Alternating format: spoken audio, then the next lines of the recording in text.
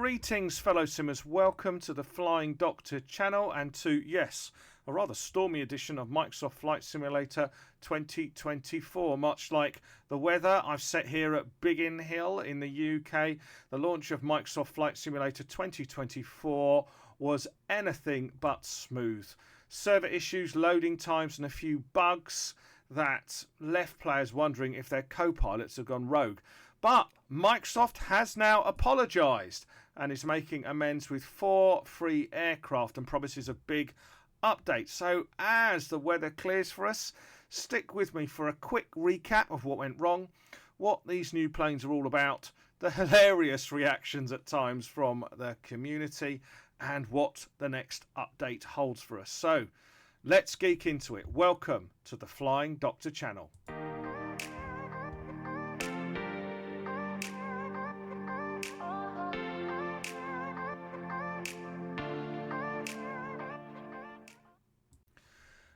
First, let's talk about what went wrong.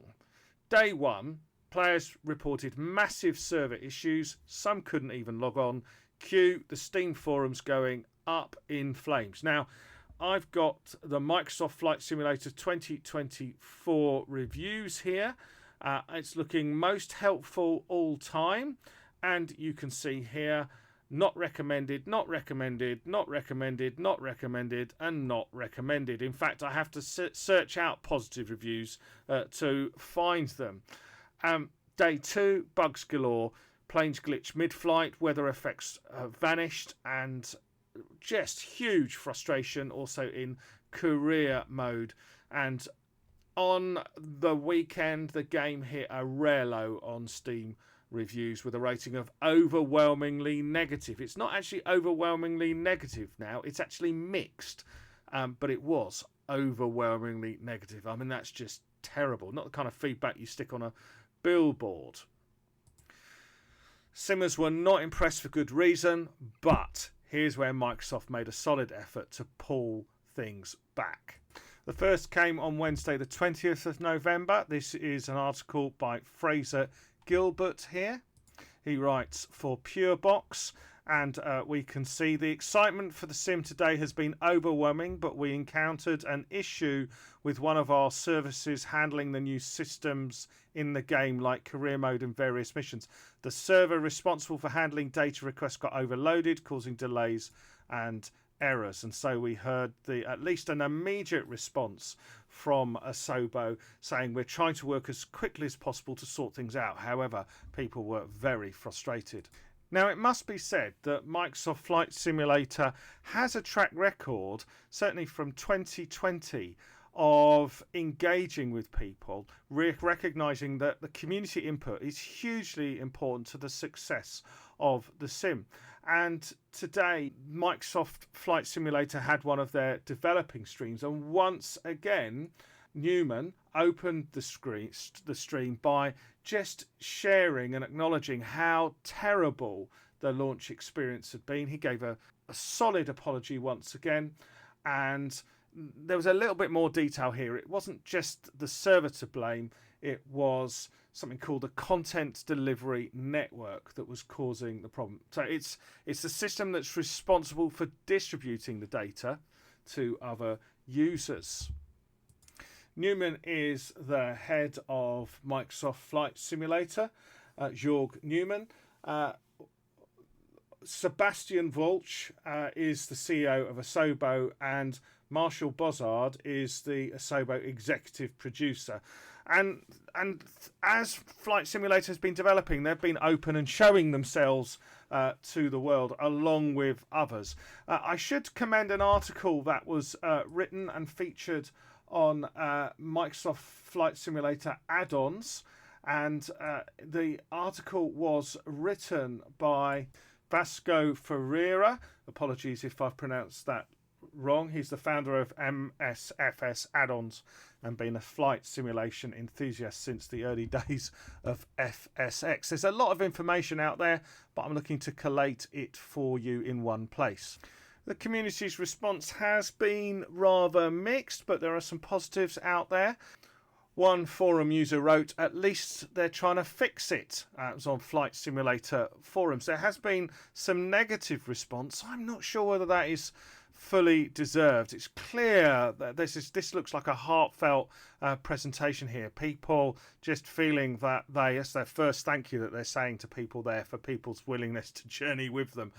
But you get the sense that these are professional people and they're just really disappointed that this has happened. But briefly, to sum up the title of this video, as recompense, Flight Simulator 2024 are looking to include 4 new aircraft. Now, they know 2 of them, and they haven't revealed the other 2. They may well know that, well, of course, the other 2 in discussion. But the first was that Cessna that you just saw, and the second was Cap 4 Paulinista. I'll say a little bit more about them later, but you can see from the title here, it's Make Good 2 and Make Good 1, I think. The 185F is known as the Skywagon. It's a 6-seat single-engine general aviation light aircraft manufactured by, yes, Cessna, and it first flew in July 1960. It's got a reputation for being able to land anywhere, so lots of bush flight there. Meanwhile, the Paulistina is a military and civilian trainer aircraft built in Brazil during the 1930s and the 1940s. So you're getting onto kind of vintage planes here. On the negative side, some folks are still frustrated. A Steam reviewer wrote, thanks for the planes, but I'd rather the sim to actually work. What do you think?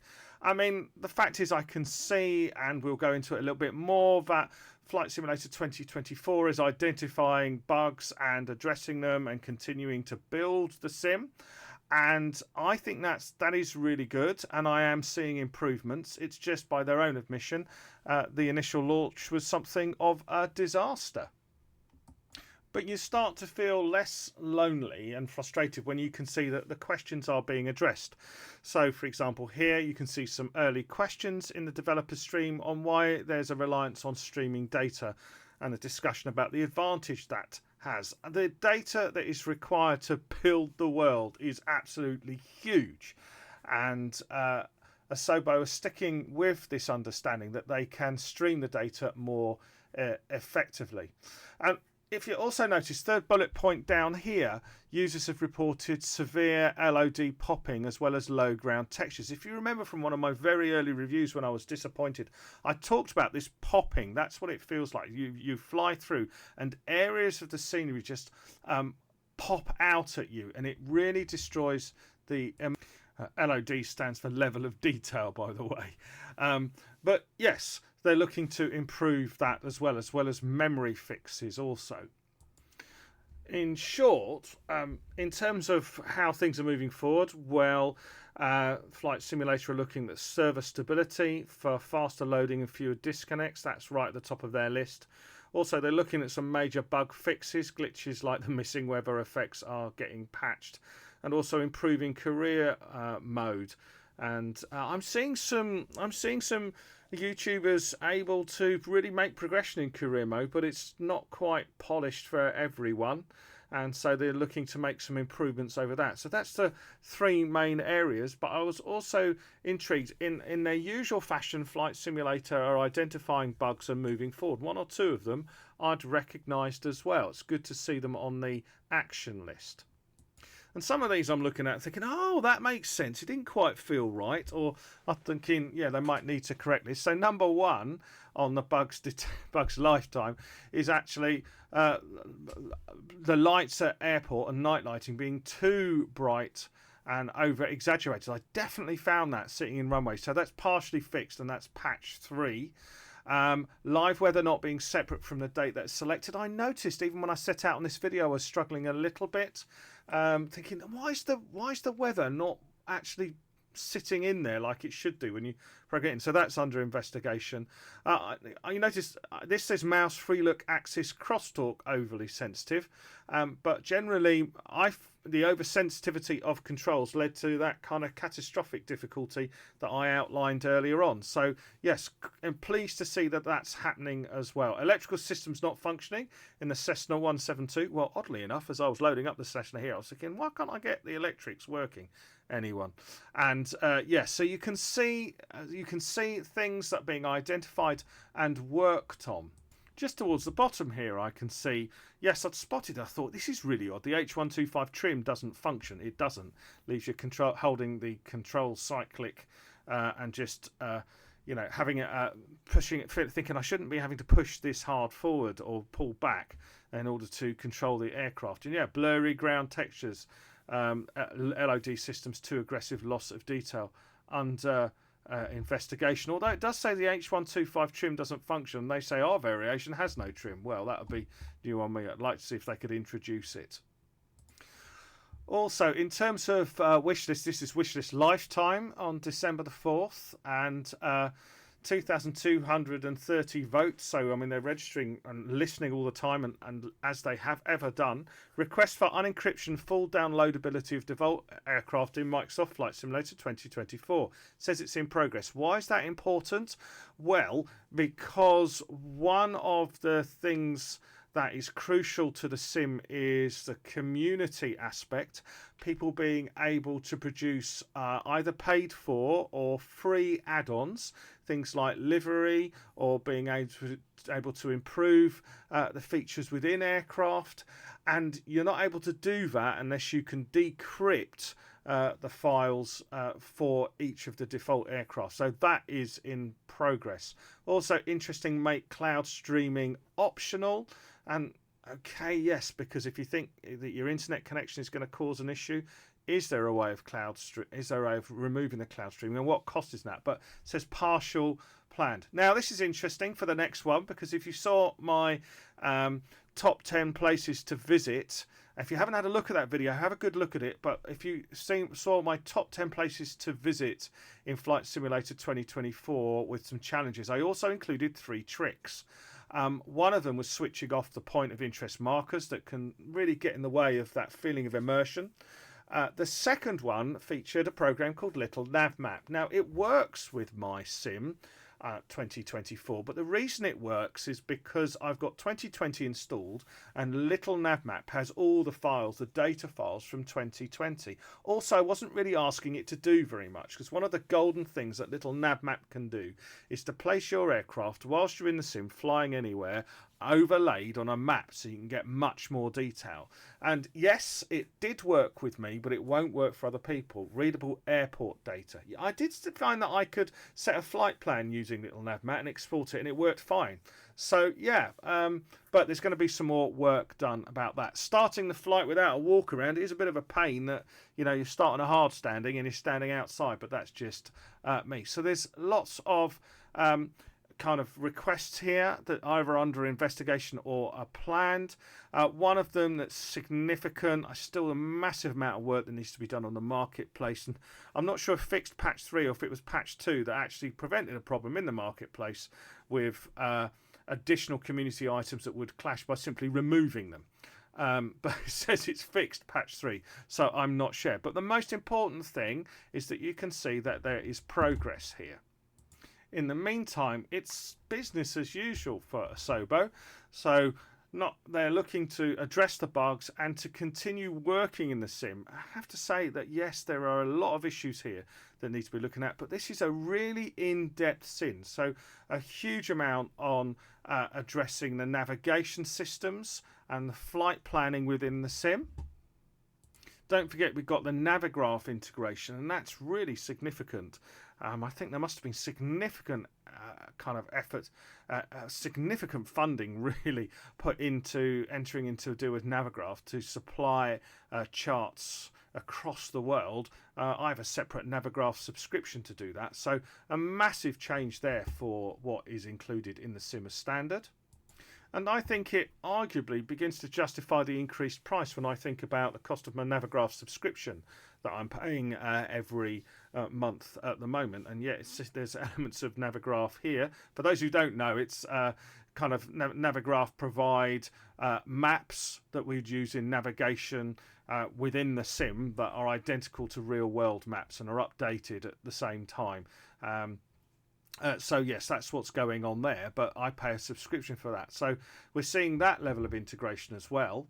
I can see the work that's being done on the in-aircraft navigation system. Here's the Garmin system here that is being tweaked.